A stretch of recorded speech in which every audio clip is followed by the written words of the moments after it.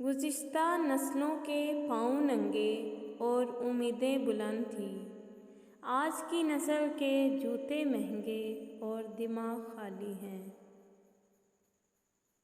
حکیم لقمان سے کسی نے پوچھا، کیا زندگی میں موت سے تلخ لمحہ بھی ہے؟ کوئی ہو سکتا ہے؟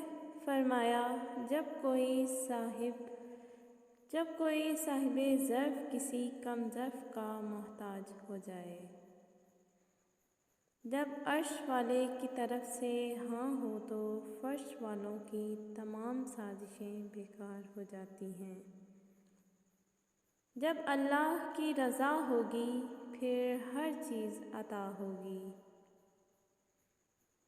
خاموشی نامناسب سوالوں کا بہترین جواب ہے۔ کسی کے اندر ایسے پھول نہ لگانا جنہیں تم پانی نہ دے سکو۔ سنا تھا تھک ہار کر لوگ گھر کو آتے ہیں، گھروں سے تھکے لوگ کہاں جاتے ہوں گے؟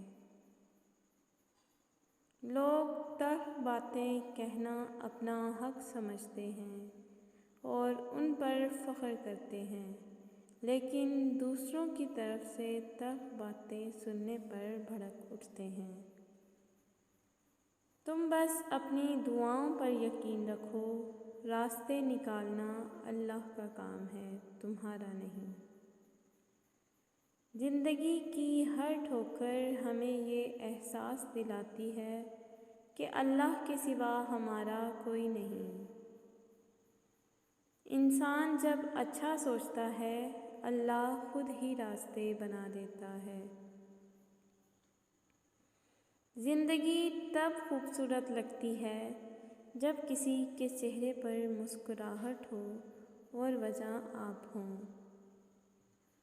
دو چیزیں بڑی اہم ہیں، اللہ کا ڈر اور اللہ کا در۔ لوگ تول دیتے ہیں چند باتوں پر کردار، باری اپنی ہو تو انہیں ترازو نہیں ملتا۔ وقت کا تو کام ہے گزرنا، برا ہو تو صبر کرو، اچھا ہو تو شکر کرو۔ عزت تو سب کو چاہیے مگر لوگ واپس دینا بھول جاتے ہیں۔ لوگ جو کہتے ہیں انہیں کہنے دیں، آپ کیا ہیں، کیسے ہیں، اللہ کی ذات جانتی ہے۔